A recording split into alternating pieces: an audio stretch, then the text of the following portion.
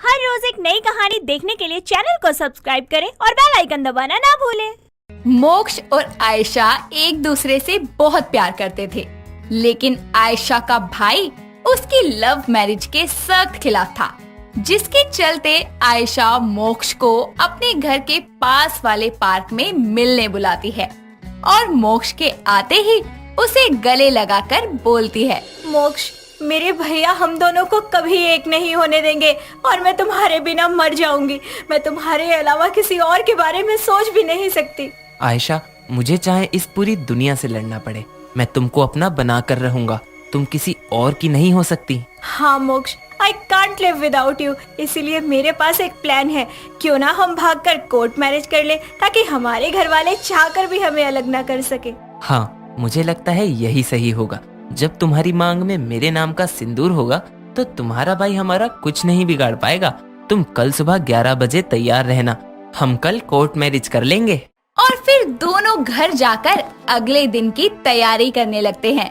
लेकिन उनकी बातें वहाँ खड़ा एक आदमी सुन लेता है, जो आयशा के भाई दया को जानता था। जिसके बाद वो सारी बातें जाकर दया को बता देता है। अगले दिन आयशा और मोक्ष समय पर कोर्ट जाने के लिए मिलते हैं और जैसे ही वो कोर्ट के सामने पहुंचते हैं, तभी एक गाड़ी उनके आगे आकर रुकती है, जिसमें से आयशा का भाई दया उतरकर मोक्ष को एक जोरदार थप्पड़ मारता है, जिसके कारण वो दूर जाकर गिरता है। तभी उसकी माँ सुषमा भी वहाँ आती है और अपने बेटे को जमीन से उठाती है। ये सारा मंजर देखते हुए आयशा कहती है, भैया आप यहाँ कैसे? अरे तुझे क्या लगा इस चिलगोजे के साथ भाग के शादी करने का प्लान बनाएगी और मुझे कुछ पता नहीं चलेगा? अरे जितनी इसके अंदर हड्डियां नहीं होंगी ना, उससे ज्यादा तो इस शहर में जान पहचान है मेरी, समझी? भैया मैं उससे बहुत प्यार करती हूँ, प्लीज हमारी शादी करवा दो। अरे शादी तो तेरी होगी, लेकिन इस छुछुंदर से नहीं, बल्कि मेरी पसंद के लड़के से। और तुम लोग अपने बेटे को काबू में रखना। अगर मेरी बहन के आसपास भी भटका तो अगली बार इसकी लाश लेकर जाओगे। आप चिंता मत करो, मेरा बेटा कभी नहीं मिलेगा आपकी बहन से।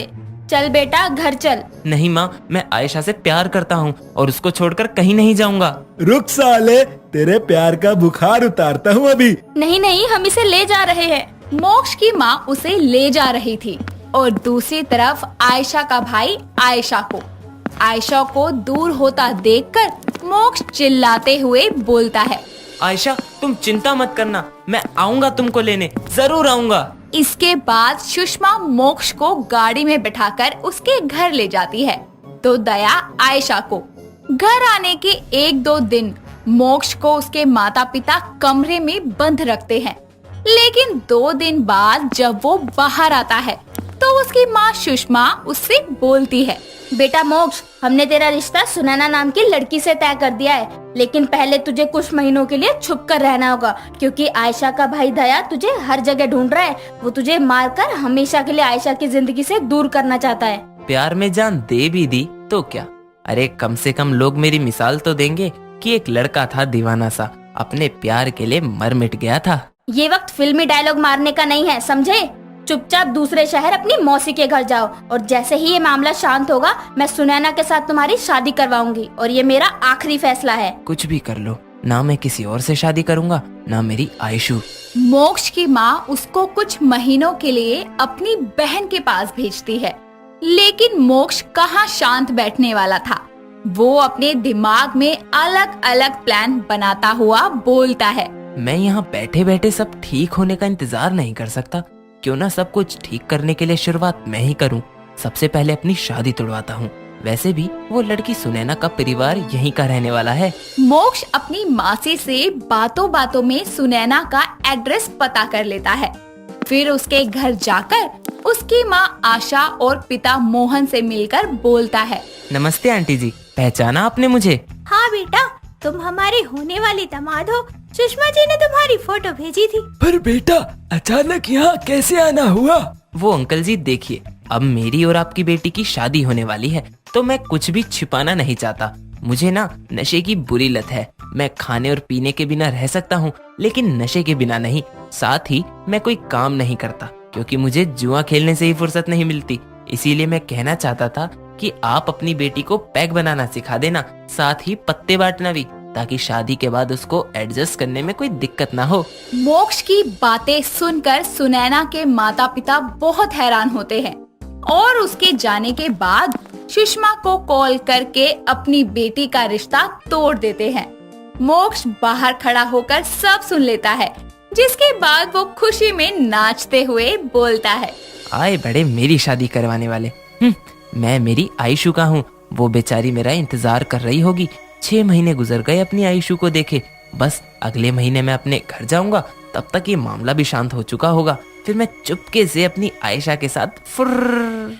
अगले महीने मोक्ष बड़ी ही चोट में अपने घर आता है और अपनी माँ से बोलता है, ओ माँ, मेरी माँ, क्या हुआ? आपने मेरी शादी की तैयारियां नहीं की क्या? बस रहने दे, उन लोगों ने सामने से रिश्ता तोड़ा है तो जरूर कोई वजह होगी। कहीं तूने तो कुछ नहीं किया ना? कुछ भी मतलब? मौसी से पूछ लेना, मैं इन 7 महीनों में कहीं बाहर नहीं गया। ठीक है, अब यहाँ आ गया है तो घर में ही रहियो। फालतू इधर उधर घूमा तो टांगे तोड़ दूंगी। बस एक बार जाऊंगा, वो भी अपनी आयशा को भगाने। फिर ना आपके हाथ आऊंगा, ना उसके खूसट भाई दया के। मोक्ष अब आयशा से मिलने का प्लान बनाता है और अगले दिन तैयार होकर आयशा के घर के बाहर जाकर बोलता है, अब अंदर कैसे जाऊं? इतने में उसको आयशा के घर के मेन गेट से एक कार निकलती दिखाई देती है, जिसमें आयशा बैठी थी। वो कार के पीछे भागता है, जो कि एक स्वीट शॉप पर आकर रुकती है और कार में बैठा आदमी शॉप के अंदर जाता है और आयशा बाहर खड़ी थी और साथ ही उसका पेट भी थोड़ा फूला हुआ था। तभी मोक्ष उसके पास आकर गले लगकर बोलता है, मेरी जान, मेरी आयशा, कैसी हो तुम? यार मेरी याद में खा खा के पेट में गैस भर ली है क्या? ये तुमने अपना पेट कितना फुला लिया है? मोक्ष, तुम यहाँ पागल हो? थोड़ा दूर रहो। और यहाँ क्या कर रहे हो? क्या कर रहा हूँ का क्या मतलब है? तुमको लेने आया हूँ। तुम्हारे भाई के डर से माँ ने मुझे कुछ महीनों के लिए अंडरग्राउंड कर दिया था, पर अब सब ठीक है तो मैं आ गया अपनी आयशु के पास। अच्छा, पर अब जाओ, किसी ने देख लिया तो मुसीबत हो जाएगी। अरे अब हम दोनों किसी के हाथ नहीं आएंगे, चलो यहीं से भाग चलते हैं। वैसे जो बंदा अंदर गया है वो कौन है? तुम्हारे भाई ने कोई बॉडीगार्ड रखा है क्या? इतने में अंदर गया आदमी बाहर आता है और आयशा के पास खड़े आदमी को देखकर बोलता है, आयशा बेबी, ये कौन है? अरे जान, कोई नहीं था, बस एड्रेस पूछ रहा था तो मैंने बता दिया। अच्छा ठीक है, तुम गाड़ी में बैठो। ऐसे ज्यादा देर खड़े रहना हमारे बच्चे के लिए सही नहीं है। क्या बच्चा? तुम प्रेग्नेंट हो? अरे भैया, बता दिया ना एड्रेस, अब जाते क्यों नहीं? और आपको क्या पड़ी है, मैं प्रेग्नेंट हूँ या डिवोर्सी? क्या भैया? आयशा वापस गाड़ी में जाकर बैठ जाती है, लेकिन मोक्ष ये सब सुनकर हैरान रह जाता है और उसकी गाड़ी को जाते देखकर बोलता है, आयशा, ये तूने अच्छा नहीं किया। अरे मैंने तेरे लिए तेरे खुसट भाई का थप्पड़ तक खाया, खुद का रिश्ता खुद ही तोड़वाया और तू किसी और के साथ चली गई। हे भगवान, तड़प तड़प के इस दिल से आह निकलती रही, मुझको सजा दी प्यार की, ऐसा क्या गुनाह किया जो लुट गए।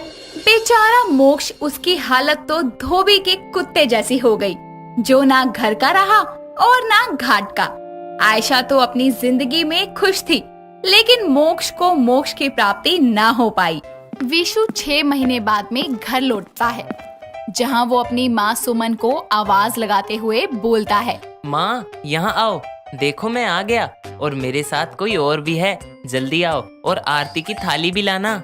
सुमन आरती की थाली लेकर आती है और अपने बेटे को देखकर उसकी आरती उतारने लगती है। इतने में विशु उसे रोकते हुए बोलता है, अरे माँ, मेरी नहीं, अपनी बहू की आरती उतारो। इशिका, अंदर आ जाओ। अरे ये कौन है? तूने मुझे बिना बताए शादी कर ली? यही संस्कार दिए थे क्या मैंने तुझे? माँ मुझे माफ कर दो, लेकिन मैं इशिका से प्यार करता था, इसीलिए सीधा उसको शादी करके घर ले आया। ठीक है, अब ले ही आया है तो क्या ही कर सकते हैं। आओ बहू, तुम्हारा इस घर में स्वागत है। थैंक यू सासू माँ। बहू, तेरे घर में सास के पैर छूने का रिवाज नहीं है क्या? अरे माँ ने कुछ सिखा कर नहीं भेजा कि सास के पैर छू के उसका आशीर्वाद लेना कितना जरूरी होता है? ओ माँ जी, ये पैर छूना तो ओल्ड फैशन है। आजकल की बहुएं तो गले मिलती हैं और वैसे भी मुझे मेरी माँ ने सिखाया है कि किसी की इज्जत झुक के नहीं बल्कि उसको बराबर का सम्मान दे के की जाती है। इशिका अपनी सास के गले लगने के बाद आराम करने के लिए अपने कमरे में चली जाती है और उसके जाते ही सुमन अपने बेटे से बोलती है। बेटा, ये कैसी बहू लेकर आया है? अरे घरेलू है भी या नहीं? पता नहीं घर का कोई काम आता भी है या नहीं, या फिर बहू के होते हुए भी मुझे ही सब करना पड़ेगा। अरे माँ, घरेलू का पता नहीं लेकिन फैशन करने में नंबर 1 है। आप देखना, आपको भी फैशन करना सिखा देगी। इशिका के आने के बाद घर में काफी बदलाव आ गए थे। जैसे अब खाना हाथ से ना खाकर फोर्क और स्पून से खाया जाता। कपड़ों की खरीदारी लेटेस्ट फैशन को ध्यान में रखकर ही की जाती। ऐसे ही एक दिन इशिका सोफे पर बैठी नेल पेंट लगा रही होती है। तभी वहाँ सुमन आकर बोलती है। बहू, जरा बर्तन धो दे और थोड़े से कपड़े भी हैं, वो भी धो दियो। सासू माँ माफ करना, लेकिन कपड़े धोने बर्तन धोने से मेरे नेल्स खराब हो जाएंगे और मैंने अभी अभी बहुत अच्छा नेल पेंट लगाया है। सो प्लीज आप ये सब खुद देख लो। वाह जी वाह, यानी मेरा बेटा तुझे इस घर में आराम करने के लिए और ये लीपा पोती करने के लिए लेकर आया है। तो सासू माँ, मैं इस घर की बहू हूँ, नौकरानी थोड़ी। अरे घर का काम करने से मेरी ब्यूटी खराब हो गई तो? मैं जो इतने सालों से इस घर में काम कर रही हूँ, मेरी ब्यूटी तो खराब नहीं हुई और तेरी खराब हो जाएगी। चाइना का माल है क्या? सासू माँ, लुक एट यू, कितने डार्क सर्कल है आपके। अरे ध्यान रखते तो ऐसे थोड़ी ना होता, मेरे जैसी जवान दिखती। इशिका सुमन को पार्लर लेकर जाती है, जहाँ उसका मैनिक्योर, पेडिक्योर, फेशियल सब करवाती है और अपनी सास को मीना कुमारी से ऐश्वर्या राय बना देती है। ये सब करवाने के बाद दोनों सास बहू घर वापस आती हैं, जहाँ सुमन खुद को शीशे में निहारती हुई बोलती है। अरे वाह बहू, तूने तो मेरी जवानी के दिन याद दिला दिए। पता है, जब मैं ऐसे बन ठन के बाहर निकलती थी ना, तो मोहल्ले के सारे लड़के मेरे दीवाने हो जाते थे। सासू माँ, तभी तो बोलती हूँ कि अपने आप को फैशन के अकॉर्डिंग चेंज करते रहना चाहिए। अगर हम दोनों पूरा दिन इसी सब में लगे रहेंगे तो घर का काम कौन करेगा? सासू माँ, एक काम करते हैं ना, घर का काम करने के लिए एक मेड रख लेते हैं। इशिका के कहने पर सुमन घर का काम करने के लिए गंगू नाम की एक काम वाली रख लेती है, जिसके बाद दोनों सास बहू पूरा दिन फैशन में लगी रहती। एक शाम को सुमन की पड़ोसन विमला उनके घर आती है और सुमन का बदला हुआ रूप देखकर बोलती है। अरे सुमन बहन, कोई पार्टी वार्टी में जा रही हो क्या? बड़ी बदली बदली लग रही हो। एक्चुअली विमला, मेरी बहू बहुत फैशनेबल है तो उसी का असर है। अरे वाह, अंग्रेजी बोलना भी सीख गई।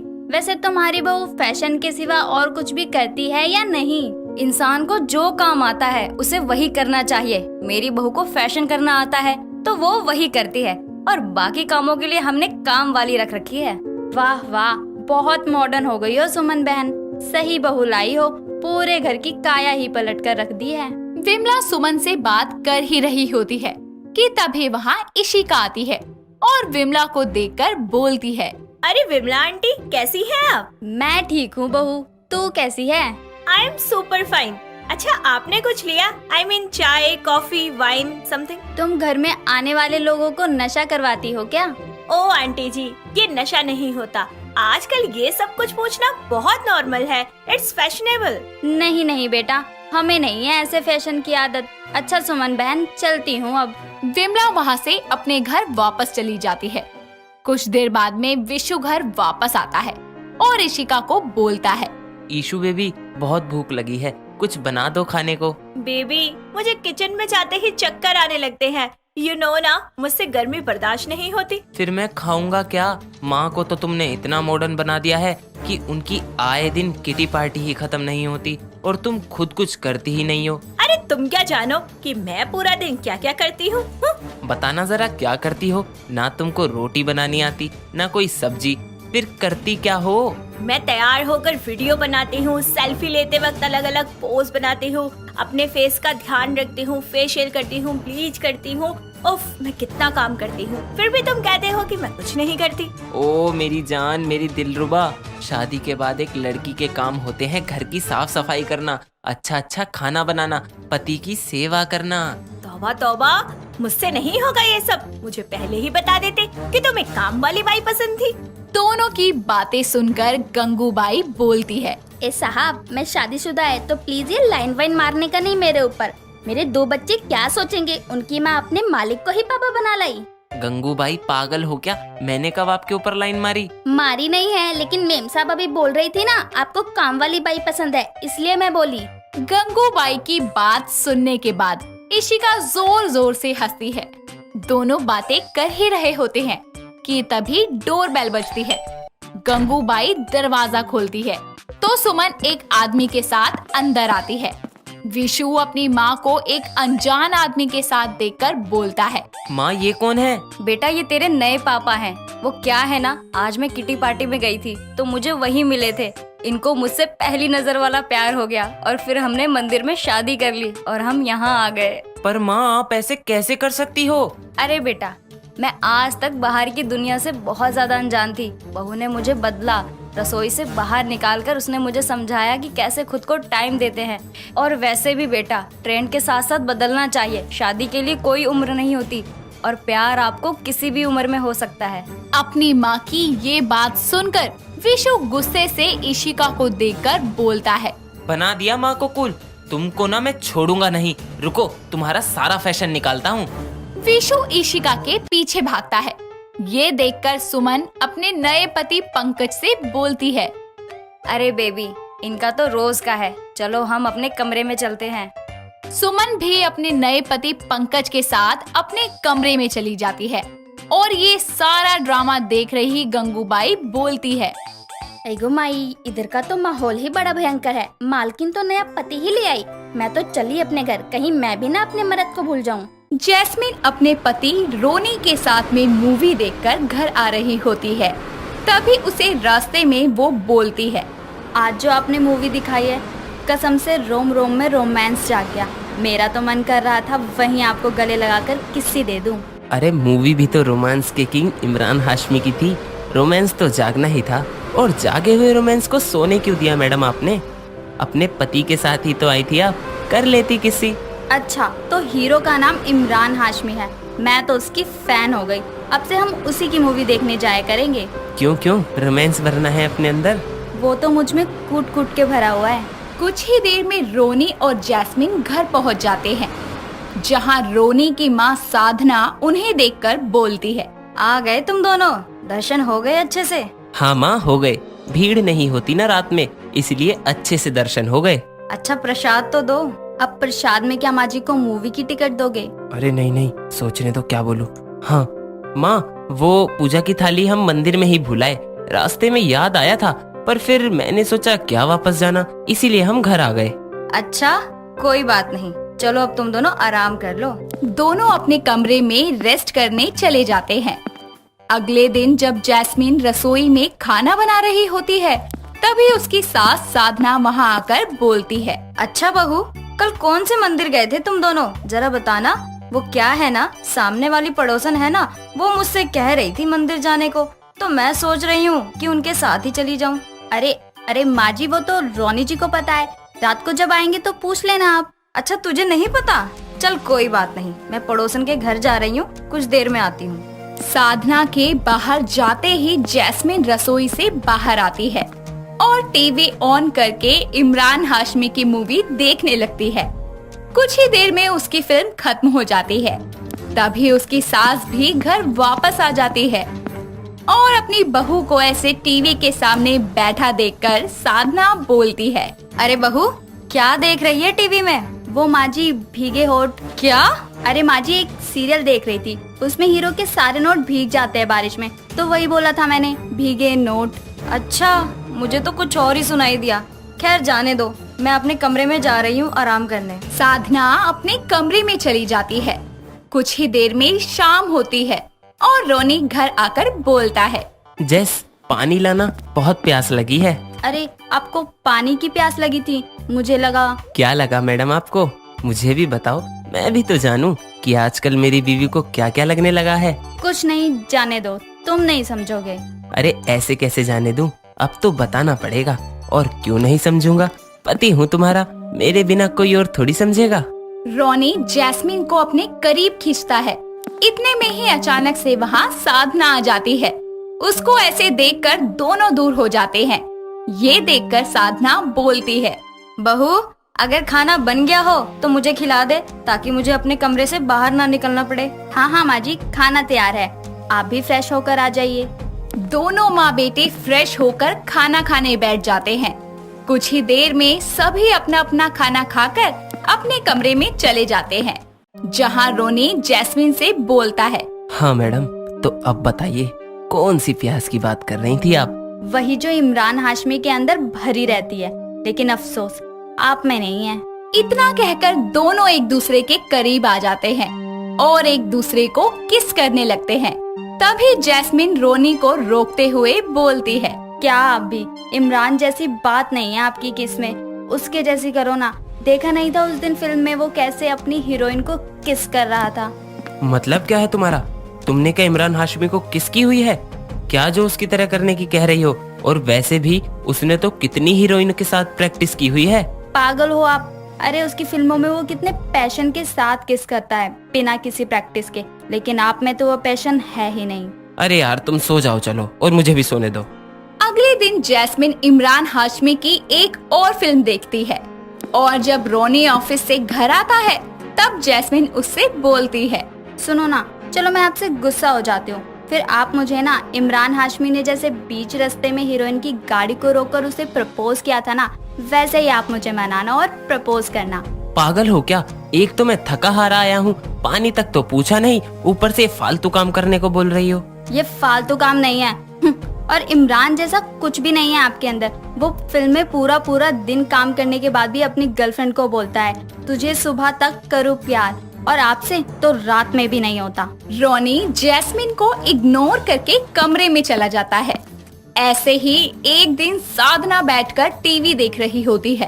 तभी उसके सामने बैठी जैस्मिन अपने फोन में गाने सुनते हुए साधना में इमरान हाशमी को देखने लगती है और गाना गाते हुए बोलती है, भीगे होठ तेरे, प्यासा दिल मेरा लगे। बहू, ये क्या गंदी हरकत कर रही है? माँ जी क्या हुआ?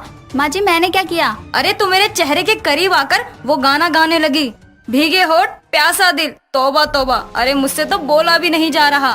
वो माँ जी माफ कर दो, मैं जरा भावनाओं में इधर उधर बह गई थी। अरे बहना है तो रोनी के आगे बहना बहू, मैं अपने कमरे में ही ठीक हूँ। इतना बोलकर साधना अपने कमरे में चली जाती है। अगले दिन पूरा परिवार बैठकर टीवी पर न्यूज देख रहा होता है, जिसमें दिखाते हैं कि इमरान हाशमी उनके शहर आने वाला है। ये देखकर जैस्मिन खुशी से बोलती है, वाह, इमरान हाशमी हमारे शहर आ रहा है, मैं तो पक्का मिलने जाऊंगी। आप भी चलोगे ना?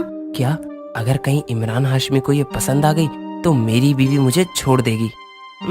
मैं ठीक है चल लूंगा। कुछ दिन बाद में वो दिन आ जाता है जब इमरान हाशमी जैस्मिन के शहर आता है और जैस्मिन रोनी के साथ उसी जगह पहुंचती है। तभी भीड़ में से आगे जाकर रोनी इमरान हाशमी को आवाज लगाकर बोलता है, सर एक बार मेरी बीवी से मिल लो, वो आपकी बहुत बड़ी फैन है। ये बात सुनकर इमरान हाशमी उसे पास बुला के बोलता है, अरे भाई, हर कोई मुझसे अपनी बीवी और गर्लफ्रेंड छुपाता है और तुम मुझसे मिलवाने ले आए। वाह यार। सर वो आपकी फैन है और मैं उसका, मतलब मैं उससे बहुत प्यार करता हूँ, लेकिन जब से वो आपकी फैन बनी है उसको हर चीज में आपके जैसी परफेक्शन चाहिए जो मैं नहीं दे पाता, इसीलिए वो मुझसे थोड़ी सी खफा थी। तो आपसे मिलवाने के बहाने ही उसने मुझसे काफी दिनों बाद प्यार से बात की है। बस भाई, तुमने तो इमोशनल कर दिया। अच्छा बुलाओ, कहाँ है तुम्हारी बीवी? रोनी जैस्मिन को इमरान के पास लेकर जाता है, जिसके बाद वो खुशी से फूलते हुए बोलती है, इमरान जी, मैं आपकी बहुत बड़ी फैन हूँ। मुझे आपका स्टाइल, आपका रोमांस सब पसंद है। प्लीज मेरे पति को कुछ टिप्स दीजिए ना। देखिए जैस्मिन जी, आपके पति आपसे बेहद प्यार करते हैं, तो किसी को देखकर आप उनको बदलने की कोशिश मत करिए, बल्कि वो जैसे हैं वैसे ही एक्सेप्ट करके उनसे प्यार करिए। आप सही कह रहे हैं सर, मैं भी इनसे बहुत प्यार करती हूँ और अब इनको किसी की तरह बनने को नहीं कहूँगी, क्योंकि ये जैसे हैं वैसे ही बहुत अमेजिंग और रोमांटिक हैं। Thank you so much sir, आपसे मिलकर बहुत अच्छा लगा। इमरान हाशमी से मिलने के बाद जैस्मिन को अपने पति के सच्चे प्यार का एहसास होता है और वो दोबारा कभी भी उसे बदलने की कोशिश नहीं करती। थाने में एक फीमेल पुलिस ऑफिसर एक औरत को मारते हुए उससे पूछती है, हाँ क्या ताई मारन की कोशिश करी तने? बोल बोल। ओ नहीं नहीं जी, मैं क्यों उन्होंने मारन की कोशिश करूंगी। अगर तन्ने ना मारा तो तू अपनी ट्रक रैली छोड़कर जीत धोरे के करे थी, और तन्ने किससे ताई खबर भी को ना करी पता। पुलिस की बार बार पूछने पर वो औरत एक ही जवाब देती है और बोलती है, जी मेरा नाम उपासना है। ता जीत मेरे पति ने, साडे दोहां दे विआह नूं 1 साल हो गया है। साडी पहली मुलाकात विसाखी दे मेले विच होई सी, जदों ट्रक दी रैली निकल रही सी। उपासना पुलिस वालों को अपने और जीत के बारे में बताना शुरू करती है। और जी देखते हैं इस वादी ट्रक रैली विच कौन जितदा है। मैडम जी, मेरा नाम जीत है, देख लेना मैं ही जीतूंगा। ट्रक रैली शुरू हो जाती है और जीत ये प्रतियोगिता जीत जाता है और उपासना के पास जाकर बोलता है, देखा मैडम इस पंजाबी मुंडे को? तो मैं की करा हुण। हाय, आपकी सोनी बातों ने और मुखड़े ने इस जीत का दिल जीत लिया। प्यार हो गया मुझे आपसे। उपासना भी कहीं न कहीं उसको पसंद करने लगती है और वो दोनों एक दूसरे से अपना अपना नंबर बदल लेते हैं और उनकी बातें होना शुरू हो जाती है। साथ ही मुलाकातें भी होने लगती हैं।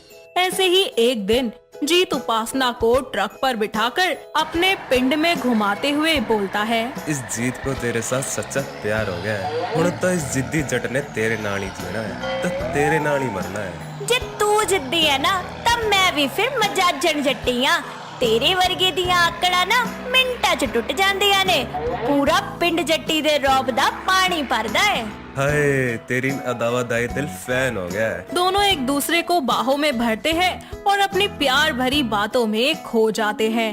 तभी उपासना की माँ दिलजीत उन दोनों को एक साथ देख लेती है और बोलती है, हाय नी खसमा नु खाणिए मर जाणिए, ये की कर रही है? हाय नी तो रैली दे बहाने होरा नाल मुंह काला करदे फिर रही है। ओ पैरी पोना आंटी जी, मैं तोड़ा होण वाला दमाद। तू मेरी घोड़ी नालों दूर रह ते तू चल मेरे नाल घर वापस। उपासना तू चिंता ना करी, मैं कल ही आ रहा तेरा हाथ मांगण वास्ते। जीत बिना कोई देरी किए अगले ही दिन अपनी माँ मनप्रीत के साथ उपासना का हाथ मांगने उसके घर चला जाता है। उसका ये साहस देख और मनप्रीत से बात करके दिलजीत रिश्ते के लिए मान जाती है और उन दोनों का ब्याह करवा देती है। ब्याह के बाद दोनों अपनी खुशहाल जिंदगी बिताने लगते हैं, पर शायद भगवान को कुछ और ही मंजूर था। उनकी खुशहाल जिंदगी में कुलदीप नाम का व्यक्ति आता है, जिसका अपना खुद का बहुत बड़ा बिजनेस होता है। वो पहली ही नजर में उपासना को पसंद कर लेता है और उपासना के घर आकर उससे बोलता है, और सत श्री अकाल, मैं कुलदीप अमृतसर का ही रहने वाला हूँ। जीत ने कुछ महीने पहले ट्रक लेने के लिए मुझसे पैसे ब्याज पर लिए थे, अब तक पैसे नहीं दिए, बस वही लेने आया था। हाँ जी, जीत हले करे नहीं ने, जदों आनगे तब मैं उन्होंने 10 दवांगी। इतना सुनकर कुलदीप वहाँ से चला जाता है। रात को जब जीत घर आता है तो उपासना उसे कुलदीप के आने के बारे में सब बताती है। आज ट्रक चलाकर थोड़ा थक गया हूँ, मेरी थोड़ी थकान दूर कर दो। सुनो जी, मैनू ना ट्रक चलाना सीखना है हुण। ओ मैं तेनू झप्पी पा के प्यार भरी गल्ला कर रहा और तेनू ट्रक चलाने दी पई है। हाँ जी, क्योंकि मैं चाहती हूँ कि कुलदीप फिर तो साडे घर ना आवे। असी दोवें ट्रक चलावांगे तब बहुते सारे पैसे कमा के उस कमीने कुलदीप दे मुंह ते मार दवांगे। जीत उपासना की बात मान जाता है और वो उपासना को भी ट्रक चलाना सिखा देता है। अब वो दोनों मिलकर ट्रक चलाना शुरू कर देते हैं और कुछ ही दिनों में कुलदीप का सारा कर्जा चुका देते हैं और देखते ही देखते दोनों आसमान की ऊंचाइयों को छूने लगते हैं। ये सारी चीजें कुलदीप को बिल्कुल भी रास नहीं आती और ऐसे ही एक दिन वो जीत के पास आकर उससे बोलता है, कब तक अपनी बीवी से ट्रक चलवाओगे? उनको बोलो मेरी कंपनी में काम कर लेंगी। अरे उदों तक जद ताई अपना बिजनेस शुरू नहीं हो जाता ट्रक चलाउण दा, और हुण तो अपने घटिया ऑफर नाल दफा हो जाए। तो कुलदीप इसे अपना अपमान समझता है और मन ही मन कहता है, जीत, तूने मेरी बेइज्जती कर अच्छा नहीं किया। मैं इसका बदला तुझसे जरूर लूंगा। कुलदीप गुस्से में वहाँ से चला जाता है। ऐसे ही 1 साल बीत जाता है और हर बार की तरह इस बार भी बैसाखी का मेला लगता है, जिसमें इस बार उपासना ट्रक रैली में भाग लेती है। उपासना सभी की तरह ट्रक में बैठकर रैली निकलने के लिए तैयार हो जाती है। तो वहीं दूसरी तरफ कुलदीप रास्ते में जा रहे जीत का अपनी कार से एक्सीडेंट कर देता है और उसे अधमरी हालत में वहीं छोड़ देता है। उपासना बहुत देर तक जीत का इंतजार करती रहती है और कुलदीप को वहां ना पाकर उसका मन घबराने लगता है और वो रैली में भाग ना लेकर अपने पति को ढूंढने निकल जाती है। और कुछ ही दूर जाने के बाद उपासना को रोड पर जीत नजर आता है। वो उसके पास जाती है और जोर जोर से रोने लगती है। तभी वहाँ पुलिस आ जाती है और उपासना को अरेस्ट करके जेल में बंद कर देती है। साथ ही जीत को भी हॉस्पिटल पहुँचा देती है। तुसे मिन्नू जेल से क्यों बंद कर रहे हो? मैं सच बोल रही हूँ, मैं कुछ नहीं कीता। जो कुछ कीता है कुलदीप ने कीता है। वहाँ पर जीत की माँ जाती है और पुलिस से बोलती है, तू ठीक तो है ना मेरी कुड़ी? मैं तुझे कुछ नहीं होने दूंगी। मैं ठीक है मम्मी जी, जीत की मैंने। अब वो खतरे से बाहर है। और हाँ, मेरी बहू को छोड़ दो, उसने कुछ नहीं किया। माँ जी, अब तो बस जीत को होश में आने की देरी है। उसके होश में आते ही सब पता चल जाएगा कौन निर्दोष है और कौन दोषी। थोड़ी देर बाद हॉस्पिटल से फोन आता है जिसमें डॉक्टर पुलिस को बोलते हैं, जीत जी का होश आ गया है, आप लोग उनका बयान ले सकते हैं। ये खबर मिलते ही पुलिस जीत का बयान लेने हॉस्पिटल पहुंच जाती है। तभी जीत पुलिस वालों को बताता है, मेरी यह हालत उस कुलदीप ने की है। उस साले नु छड़ना नहीं तुसी। पूरी बात बताओ, क्या हुआ था आज सुबह तुम्हारे साथ? मैं अपनी उपासना दे कोल जा रहा सी, उदों कुलदीप ने मैनू टक्कर मार दी। जीत का बयान सुनकर पुलिस उपासना को रिहा कर देती है और बहुत ही जल्द कुछ ही दिनों में वो कुलदीप को भी गिरफ्तार कर लेती है और उपासना को बुलाकर उसी के सामने कुलदीप से पूछती है, क्या किया ये सब बोल। अपनी बेइज्जती का बदला लेने के लिए बहुत घमंड आ गया था दोनों मियाँ बीवी में। बस उनका घमंड तोड़ने के लिए और उपासना को पाने के लिए वो मुझे बहुत अच्छी लगती है। हुण तो जेल च बैठ के चक्की पीस। तेरी वजह नाल पुलिस ने मिन्नू अंदर पा दिता, ओ भी मेरे पति नु मारन दे इल्जाम विच। कुलदीप को उसके किए की सजा मिल जाती है और एक बार फिर से सब कुछ ठीक हो जाता है। और जीत के ठीक होते ही उपासना उसे अपने ट्रक में बिठाकर घर ले जाती है और दोनों ट्रक चलाकर अपना छोटा सा ट्रक का बिजनेस शुरू कर देते हैं और एक बार फिर से वो दोनों अपनी जिंदगी में खुशी खुशी रहने लगते हैं। तो दोस्तों, कैसी लगी आपको हमारी ये ट्रक चलाने वाली बहू? क्या आपके घर के आसपास भी है कोई ऐसी बहू जिसे ट्रक चलाना इतना अच्छे से आता हो? अगर हाँ, तो उसे ये वीडियो दिखाइए और हमें कमेंट करके बताइए। प्रिया एक बहुत ही सुंदर और पढ़ी लिखी लड़की थी जिसे घर के सारे कामकाज आते थे। वो इतनी सुंदर थी कि जब भी बाहर निकलती थी तो सारे गली मोहल्ले के लड़के लड़कियां, आंटी अंकल उसे घूरने लगते थे। और उसके परिवार में उसकी मम्मी राधिका और पापा दिनेश रहा करते थे। ऐसे ही एक दिन कड़ी धूप में प्रिया छत पर कपड़े सुखा रही थी कि तभी उसकी मम्मी हाथ से कपड़ों की बाल्टी छीन लेती है और कहती है, अरे बेटा, तू पागल हो गई है? यहाँ धूप में क्या कर रही है? चल जल्दी नीचे चल। कहीं तेरी स्किन पे टैन हो गया तो मेरी बच्ची सुंदर कैसे दिखेगी? अरे मम्मी, ऐसी कोई बात नहीं है, इतनी सी देर में कुछ नहीं होगा। बेटा तू नीचे जा और जल्दी से मुल्तानी मिट्टी का लेप लगा ले मुंह पर, वरना काली हो जाएगी। मम्मी कैसी बातें कर रही हैं आप? तूने सुना नहीं मैंने क्या कहा? जाकर मुल्तानी मिट्टी लगा ले। ठीक है मम्मी, लगा लूंगी। अपनी माँ की बात सुनकर प्रिया अपने चेहरे पर मुल्तानी मिट्टी लगा लेती है और लगाने के बाद मिरर के सामने खड़ी होकर खुद से बातें करती है। माँ भी ना, पता नहीं क्या क्या मेरे चेहरे पर लगवाती रहती हैं। अरे पहले ही इतनी सुंदर हूँ और सुंदर बनाकर क्या ही करेंगी मुझे? कुछ ना कुछ हमेशा लगाती रहती हैं धूप से बचाने के लिए। चलो अब आधा घंटा हो गया है, ये भूतनी जैसी शक्ल मैं ठीक कर लेती हूँ। कुछ देर बाद राधिका कमरे में जूस लेकर आती है और बोलती है, हाय मेरी बच्ची कितनी प्यारी लग रही है। तू नजर ना लगे किसी की तेरे को। अपनी बच्ची के लिए मैं तो एकदम राजकुमार जैसा लड़का लाऊंगी। अरे माँ अब फिर से शुरू हो गई। अच्छा ठीक है, नहीं करती बात इन सब के बारे में। मैं थोड़ा बाहर जा रही हूँ, बोर हो रही हूँ घर पर बैठी बैठी। अच्छा बाबा ठीक है चली जा, लेकिन हैट और गॉगल्स लगा कर ही निकलियो, ठीक है बेटा? Okay mummy. प्रिया अपनी माँ की बात मानकर इस तरह तैयार होकर निकल जाती है और वो रास्ते में जा ही रही होती है कि सभी उसे घूरने लगते हैं और आगे जाकर दो लड़के उस पर कमेंट पास करते हुए बोलते हैं, ओए होए क्या माल है यार, ऊपर से लेके नीचे तक पूरी कसुत्ती लग रही है। हाँ बे, बिल्कुल हुस्न परी जाने जहाँ, सबसे हसीन सबसे जवां। कहीं ये उस साबुन का ही तो कमाल नहीं है। अबे कौन सा बे? सौंदर्य साबुन निर्मा। अबे पागल है क्या? चल रोकते इसे। हेलो मैडम, कैसी हो? और इतनी कड़ी धूप में कहाँ जा रही हो? अरे पिघल जाओगी। क्या है, कौन है तुम? चलो हटो साइड में। आपके आशिक हैं, आपको अकेला कैसे छोड़ सकते हैं? जाते हो या बताऊं अभी? नहीं जाएंगे।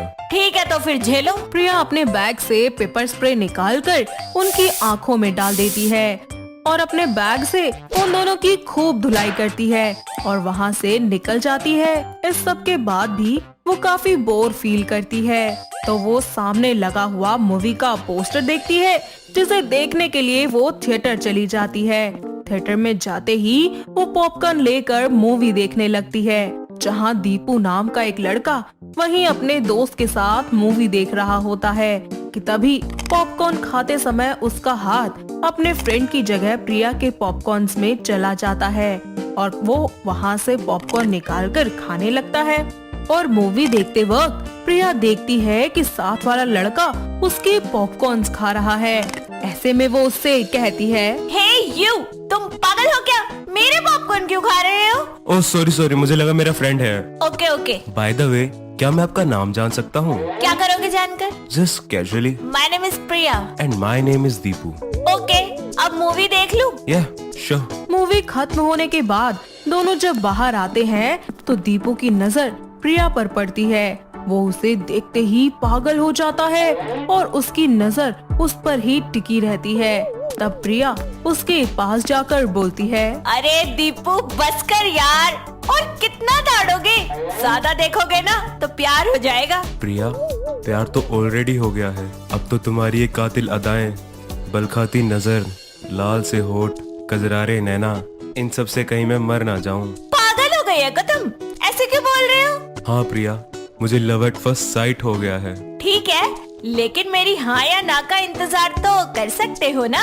कर लूंगा, लेकिन मेक श्योर तुम्हारा रिप्लाई मेरे हित में हो। जब तक हम एक साथ टाइम स्पेंड करेंगे डेली। इस तरह दिन बीतते जाते हैं और प्रिया को अपने चेहरे पर घमंड होने लगता है। दोनों की दोस्ती बहुत गहरी हो जाती है और दीपू उसे बेहद प्यार करने लगता है। साथ ही प्रिया को भी उससे प्यार हो जाता है और दोनों शादी करने का फैसला लेते हैं। दोनों ही अपने घर वालों को इस सब के बारे में बता देते हैं और उनकी सहमति से कुछ ही दिनों बाद बड़ी धूमधाम से शादी कर लेते हैं और प्रिया अपने ससुराल आकर सारी जिम्मेदारियां बखूबी निभाती है। वक्त बीतता जाता है। ऐसे ही एक दिन उसकी सास प्रेमलता उसे बुलाते हुए बोलती है, अरे ओ नास्पीटी हुस्न परी, कहाँ मर गई? खाना बना रही है या नहीं? बस आई माँ जी। दरवाजे पर बेल बजती है तो प्रिया जब दरवाजा खोलने जाती है तो देखती है कि वहाँ पर एक फटे कपड़ों में औरत खाना मांग रही है। अरे बेटा, मुझे कुछ खाने को दे दे। अरे कोई खाना वाना नहीं है, जाओ यहाँ से। पता नहीं कहाँ से आ जाते हैं मंगते। बेटी, 2 दिन से कुछ नहीं खाया। अरे मैंने बहुत देखे हैं आप जैसे, जो झूठ बोल बोल कर हम जैसे लोगों को लूटते हैं। और वैसे भी आपने अपनी शक्ल देखी है? बेटी, तू अपनी शक्ल पर, अपने हुस्न पर ज्यादा घमंड कर रही है ना, इसीलिए तूने मुझसे खाना नहीं पूछा। मैं तुझे बहुत दुआ देती हूँ, तेरी शक्ल मुझसे भी कहीं गुजरी हो जाएगी। अरे नहीं नहीं, ऐसा मत बोलिए, मैं आपके लिए खाना लेकर आती हूँ। अब तेरे घर का खाना खाने का कोई मतलब नहीं है। तू किसी भूखे को खाना नहीं दे सकती, उल्टा उसका अपमान करती है। अब तुझे बददुआ लग चुकी है, तेरा चेहरा अब गया। इतना कहने के बाद वो औरत वहाँ से चली जाती है और प्रिया उसी के बारे में सोचने लगती है और बार बार शीशे में खुद को देखती रहती है। कुछ ही दिनों बाद देखती है कि उसके मुंह पर बहुत सारे लाल और काले दाने निकल गए हैं, जिसके बाद उसे बदसूरत और बेकार चेहरे वाली कहा जाने लगा। जब वो ये सारी बातें अपने पति दीपू को बताती है तो दीपू उसे समझाते हुए बोलता है, प्रिया, तुम्हें भगवान ने अच्छा बनाया है, इसका मतलब ये नहीं कि तुम किसी को भी कुछ भी बोलो। मुझे लगता है तुम्हें उस औरत से माफी मांगनी चाहिए और साथ में उन्हें खाना भी खिलाना चाहिए। आप सही कह रहे हो दीपू, वो आंटी मुझे फिर से मिलेगी तो वो बद्दुआ वापस ले लेंगी। हाँ प्रिया। कुछ दिनों तक प्रिया उस औरत को ढूंढती रहती है और फिर अचानक से वो औरत उसे मिलती है, जिसके पास जाकर वो माफी मांगते हुए कहती है, आंटी मुझे माफ कर दीजिए, मुझे मेरी गलती का एहसास है और मैं उसका प्रायश्चित भी कर चुकी हूँ, मुझे माफ कर दीजिए। आज के बाद मैं कभी अपने रूप का घमंड नहीं करूँगी और कभी किसी को कड़वे बोल नहीं बोलूँगी। ठीक है बेटी, तुझे अपनी गलती का एहसास हो गया, यही बहुत है। भगवान तुझे पहले की तरह ठीक कर दे, यही मेरी दिल से दुआ है। और ये ले, नीम और चंदन का लेप लगा लियो। इस तरह प्रिया उस औरत का दिया हुआ नीम चंदन का लेप अपने चेहरे पर लगाती है और कुछ ही दिनों में वो बिल्कुल ठीक हो जाती है और उसे समझ आ जाता है कि खूबसूरती में कुछ भी नहीं रखा है। इंसान की असली पहचान उसकी सीरत में होती है। जिसके बाद वो अपने परिवार, अपने ससुराल वालों के साथ खुशी खुशी रहने लगती है। तो दोस्तों, कैसी लगी आपको हमारी ये हुस्न परी बहू की कहानी? क्या आपके घर के आसपास भी है कोई ऐसी बहू जिसे अपनी सुंदरता पर इतना ज्यादा नाज हो और इतना ज्यादा गुरूर हो? अगर हाँ, तो उन्हें ये वीडियो दिखाइए और हमें कमेंट करके बताइए। दोस्तों, अगर आपको ये कहानी पसंद आई तो इसे लाइक करें, शेयर करें और कमेंट करके बताएं कि कहानी में आपको सबसे अच्छा क्या लगा।